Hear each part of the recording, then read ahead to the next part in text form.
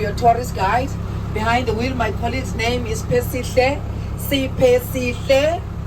So together we'll drive you around the island. We'll be describing historical sites on the island. Get a chance to take pictures as well. You have arrived here at Murray's Harbour. John Murray was a Scottish merchant and he had a whaling station here around 1800s. Robben Island is the World Heritage Site since 1999. By all means, we're trying to preserve all the buildings that are here, all the assets that the island has. In the late 17th century, people that were sick of a disease called leprosy were dumped here on the island. The island became a dumping ground. Slightly behind us, we've just passed an auxiliary machinery because in 1940, Robben Island became a military base. In 1960, on your right-hand side, the prison was built. So this is the maximum security prison. But Robben Island has been used as a place of punishment since in the 16th century. And here on your right hand side, the leper graveyard.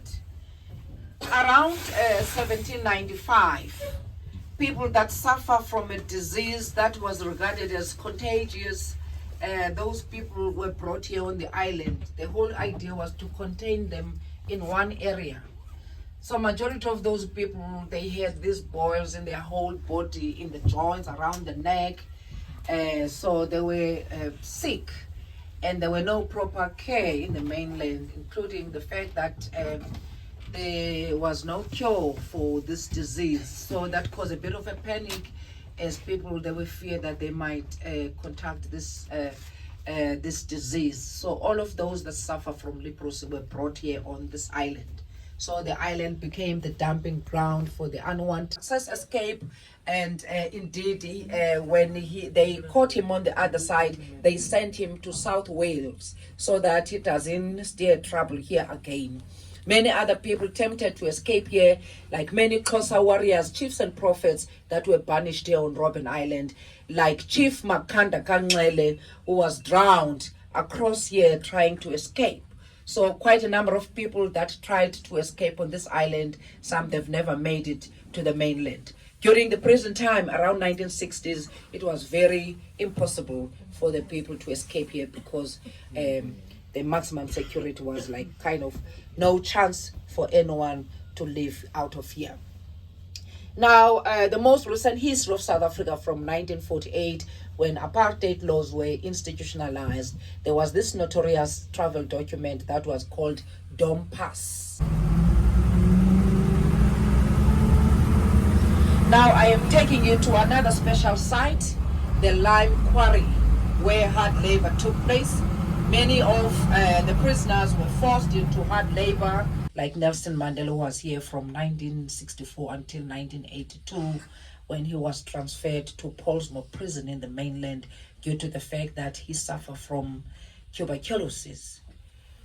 The small cave that you see, about 7 meters wide, that was the only place they used to hide during dusty days when the weather is bad. Also during break time, the food will be brought by big buckets from the main prison. They will squeeze it in there and share the food, running away from dust. That's where they started to talk with this other, discussing such issues and their experiences in that small cave. So the church was built by the lepers. The money was fundraised by Reverend J. Watson through the Anglican Diocese of South Africa to have this church built. It was designed by the famous architect of the old time, Sir Herbert Baker.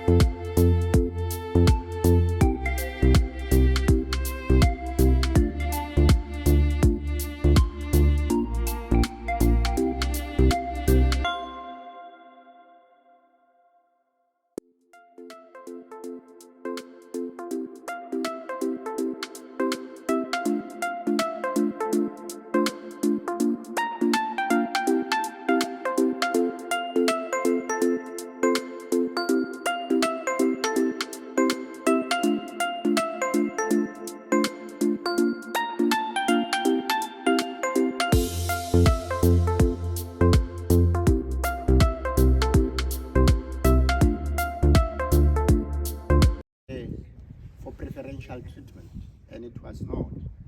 All what you find, what they were doing in the spaces was happening here.